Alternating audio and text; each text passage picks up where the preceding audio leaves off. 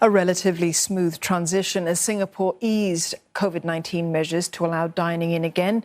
Sustainability and the Environment Minister, Grace Fu, told CNA that she expects most Singaporeans to abide by the new rules, which give those who are fully vaccinated more leeway. She adds that authorities will look into penalties if people are caught using inaccurate vaccination records. Melissa Goh has more.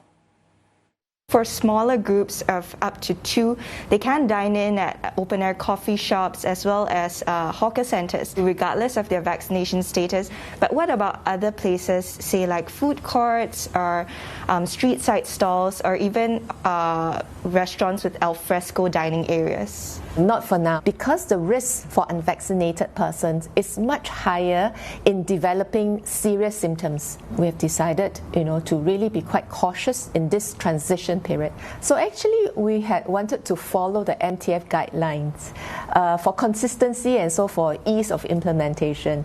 So when MTF said that they're going to go 5 for fully vaccinated and none for unvaccinated patrons, we were thinking about how that's going to apply to the hawker centre and coffee shop sector.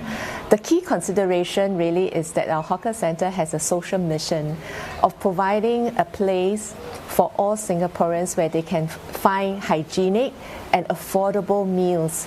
But because there is risk involved, so if you're dining with one other person, there's a risk of getting it from that person. If you're dining with 4 other persons in a group of 5, your chances multiply by 4. So we've decided that we will go down to 2, so that it's really a compromise between managing the risk for the unvaccinated person and also allowing them to have a place to have affordable meals. Perhaps zooming in on hawker centres, are there any challenges implementing this on the ground? Actually, it's very challenging in our context of hawker centres and coffee shop. As you know, our hawker centres are very porous. You are free to roam about and to sit anywhere that you like. So these are operational challenges. We decided that we need to make some changes, particularly when we saw several clusters emerging at our hawker centres and market. We realised that the need for quick tracing is important.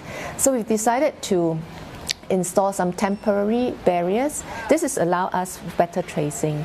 And once we go into a hawker centre, obviously we need to use a kind of measures to tape up the seats to direct patrons to sit accordingly.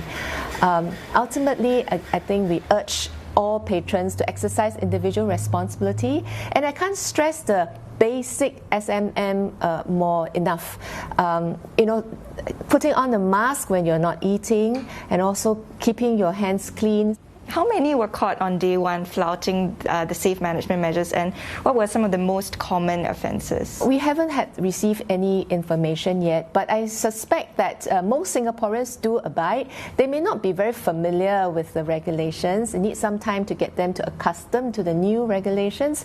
But from our past experience, the number that would flaunt willfully is actually very, very low. If people use inaccurate vaccination records, are there any penalties in that case? I'm sure we will, take the person to task, but we will look at the actual penalties in greater detail.